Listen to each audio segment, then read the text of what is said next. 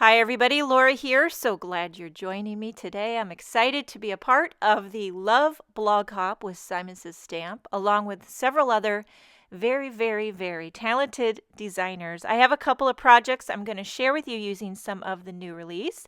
But before I do, I just kind of wanted to highlight a few of my faves. Okay, so top of the charts, the Picture Book Love Bear and Picture Book Unicorn. It's like I can't handle the cuteness. Next up, the repeating circles die. I think there's some dynamite techniques you can do with that. And then breakfast buddies. I'm loving the food. These are all inspired from the Doodlebug's So Punny line, which I love Doodlebug.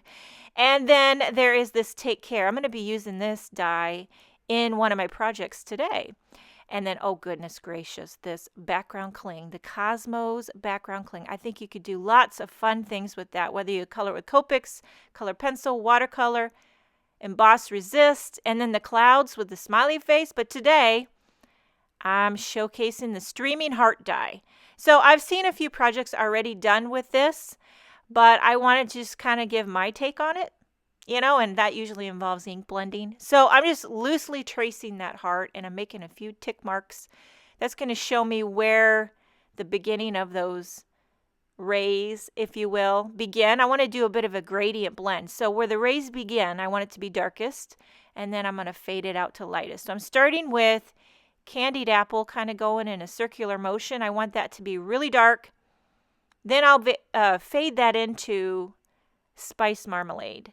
And lastly, Squeeze Lemonade. I hope you're not getting sick of my very predictable color combinations. I swear I've done Candied Apple, Spice Marmalade, and Squeeze Lemonade about, 100 million times. But you know what they say, if it ain't broke, don't fix it, right? And this works. I mean, it just works. So I'm going to die cut the heart die into my ink blended panel there. And then here's my little kind of secret thing that I do. Before I add something that I've ink blended, before I pop it up, I like to just go in just to give it a little extra ink blending on that darkest part, and it really amps up the volume. I think it makes about a 25% difference, if you ask me. So now I'm going to use this outer part. Would this be the positive or the negative? I never can retain that, and I know it's a simple fact, but I'm using that as a guide. I'm kind of cropping it off to the bottom left corner of a white card base. I'm popping up all the pieces with foam tape. I love a good crop. Anytime you can crop an image, I think it's just fantastic. I love cropped pants too, by the way, but I also love cropped images. So once I get that in here, I'm going to trim off the excess. I've got my big 12 by 12 tonic paper trimmer here. This Cadillac, she never lets me down. It cuts everything like butter. I know she's big, but I love her. Okay, here's the Take Care word die. I'm die cutting that into a little bit of black cardstock. Now, normally when I do word dies, I like to layer them up, but today I'm taking a different route, and I'm going to do one layer. I got my Quickie glue pen here, which works like a charm. Normally I use spray adhesive, but since I'm just doing one layer, I pulled out the Quickie glue pen. And then this Take Care, I'm going to adhere that on top of the heart. So it kind of ties. I like to tie the sentiment in with the image. This is super simple card. Clean and simple. Bright pops of color. I love all that white space. Now we're going to move on to a second take on this streaming heart die. I want to show you another way that you can use it. Now what I should have done, since here I'm going to ink blend this entire square panel. I believe this is 4x4. I'm going to ink blend the whole shebang.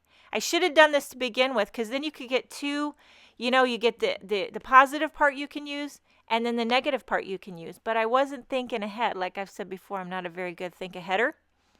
Anyway, so I'm going to ink blend this whole panel with Wilted Violet, Picked Raspberry, and Candied Apple. Run that through. I'm centering that heart right in the middle. See, like I said, you could use both parts of this, but I wasn't thinking ahead. Now I'm going to turn this into a shaker. So I'm putting some of that score tape right on the back, and then I'll adhere a sheet of acetate. This is some Hero Arts acetate. And then to fill my shaker, I'm going to use the most gorgeous iridescent heart confetti mix by Pretty Pink Posh. I'm in love with this. The iridescent, they're flat. You get several sizes. I'm going to need a few more bags of that. So I'm going to pop that up with some foam tape. And then for the sentiment, I'm using this Love word die, which I die cut several, stacked them up. The top layer is white glittered cardstock. Then I embossed a little coordinating sentiment from the All My Love stamp set on a little strip of royal purple cardstock. This little Valentine's number is done. I hope you enjoyed the video. I hope I gave you a few fun ideas and ways that you can use the Streaming Hearts wafer die. Thank you so much for joining me. Enjoy the rest of your blog hop. Have a wonderful day, and I will see you next time.